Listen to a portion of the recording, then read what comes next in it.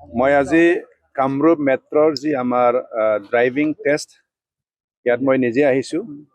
অহাৰ কাৰণ এইটোৱে, সকলোৱে জানে ড্ৰাইভিং লাইচেন্স ইছ্যু কৰিব হ'লে টেষ্টটো কম্পালচৰি। কিন্তু মাজে মাজে বহুত অভিযোগ আহে যে কোনোবা ব্যক্তি টেষ্ট নোহোৱাকৈও ড্ৰাইভিং লাইচেন্স পায়। আৰু এনেকুৱাও আমি শুনো কেতিয়াবা কেণ্ডিডেটজন এটেণ্ডে নহয়। আৰু কেতিয়াবা আমি এনেকুৱাও অভিযোগ পাওঁ যে অন্য জিলাৰ মানুহবিলাকো বোলে আন এটা বেলেগ জিলালৈ যাই পেলাই মানে ড্ৰাইভিং লাইচেন্সটো লৈ আহে। তো তাৰ কাৰণে এই অভিযোগবিলাক পোৱাৰ পিছত মই নিজেই এইবাৰ আজি চাব আহিছোঁ। আৰু ইতিমধ্যে আমি সিদ্ধান্ত লৈছোঁ, নতুন SOPও ওলাম। আমাৰ ড্ৰাইভিং কাৰোবা লাইচেন্স ইছ্যু কৰিব হ'লে ড্ৰাইভিং টেষ্টটো মাষ্ট।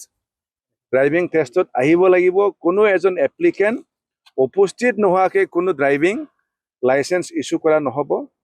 আৰু কোনোবা জিলাৰ মানুহে কোনোবা বেলেগ জিলাত যাই পেলাই কেতিয়াও ড্ৰাইভিং লাইচেন্স নাপাব।